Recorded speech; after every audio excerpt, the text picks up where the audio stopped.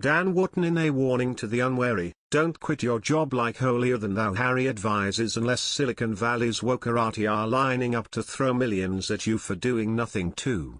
The king of hypocrisy Prince Harry, a man paid tens of millions for doing sweet hit a woke new low today by brazenly advising mere mortals stuck in jobs that don't bring them joy to quit. That's right, just 3 weeks before Christmas, if you're not enjoying work, you should pack it in, walk out, tell the boss to get stuffed. Presumably, that's pretty easy to say for a bloke who was bankrolled by a rich daddy, has a £30 million inheritance tucked away in the bank and is now raking it in from US media giants after turning on his own family. Harry has never experienced the fear felt by millions of Brits every day who work a multitude of jobs they don't necessarily like very much to be able to put food on the table for their family and keep a roof over their head. He was speaking in his job as Chief Impact Officer with San Francisco-based, uber-woke £4 billion executive coaching business BetterUp. Which is especially ironic because, let me assure you, being a Chief Impact Officer is not a real job. Rather, it's a fake role created for politically correct companies with more money than sense to get a celebrity on the books to impress investors. In other words, Holier-than-thou Harry, the man who hung his father out to dry for his connections to a rich Saudi looking for an honor, is an expensive hired mouthpiece for another bunch of Silicon Valley snake oil salesmen.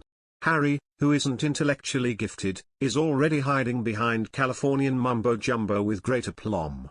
During the event today, he made his damaging comments while preaching about an apparent post-pandemic employment shake-up dubbed the Great Resignation, saying, "I've actually discovered recently, courtesy of a chat with BetterUp Science Board member, Adam Grant, that a lot of the job resignations you mention aren't all bad.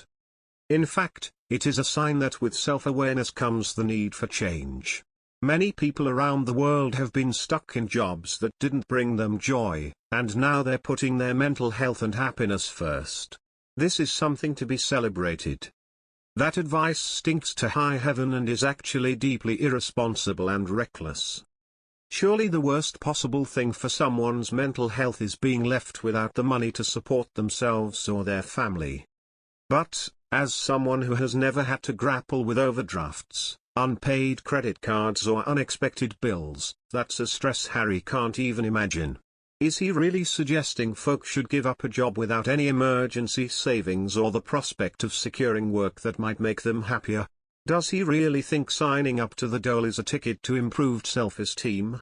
In Harry's professional utopia, I'd love to know who cooks the French fries, untangles the coat hangers and delivers the pamphlets. It certainly wasn't him as he skated through his education without the need for a Saturday or part-time job. They all have an acute awareness that their professional pursuits, tiresome or boring or stressful that they are to fund their personal and family lives, which is what truly brings them joy.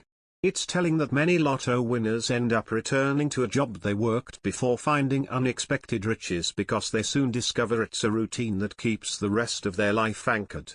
But Harry doesn't understand any of that. The Duke of Sussex, who quit his own role as a senior working royal in January 2020, said the so-called Great Resignation, as it has been dubbed by economists, was the start of a mental health awakening.